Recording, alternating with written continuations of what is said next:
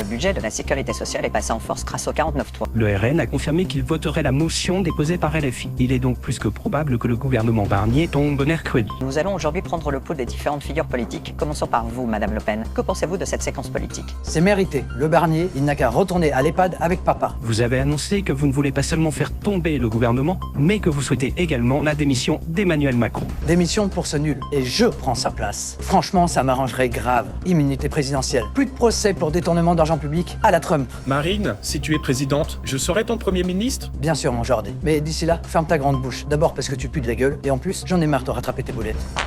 Et arrête de te chier dessus, ça fait pas pro. Merci, Madame Le Pen. Passons à la gauche. Monsieur Mélenchon, c'est une bonne nouvelle pour vous, non? Bien sûr que c'est une bonne nouvelle, mais surtout pour les Français. Tout le monde sait que le peuple veut Lucie Castet comme Premier ministre. Il paraît que vous êtes prêt, si jamais Macron démissionne, à lancer une nouvelle campagne. Cela signifie-t-il que vous allez vous représenter? Évidemment, vous connaissez tous mon dicton. La République, c'est qui? C'est moi. En plus, c'est la NFP qui remporte les législatives. C'est légitime et démocratique. Oula, la démocratie sous Macron, on la cherche encore. Maintenant, allons à Matignon pour voir comment le Premier ministre, Michel Barnier, réagit à ce séisme politique. Monsieur Barnier, quelle est votre réaction? Sincèrement, Marine Le Pen, c'est une pute. Excusez-nous, la liaison vient de couper. Terminons avec le principal concerné, Emmanuel Macron. Comment vivez-vous cette instabilité politique? J'en ai rien à péter, mon Gilou. Avez-vous une idée de votre prochain Premier ministre? Annette, je te dis la même chose qu'à Gilou, je m'en bats les rouleaux. Maintenant, vous allez arrêter de me briser les noix, parce que j'ai en Arabie Saoudite, voire MBS, un copain pété d'oseille. Mohamed Ben Salam, celui qui découpe ses opposants en rondelles façon Justin Brideau. C'est mon gars sûr. Je pense que j'ai beaucoup à apprendre avec lui. En tout cas, leurs conseils sur la démocratie, ne les prenez pas trop en compte, s'il vous plaît.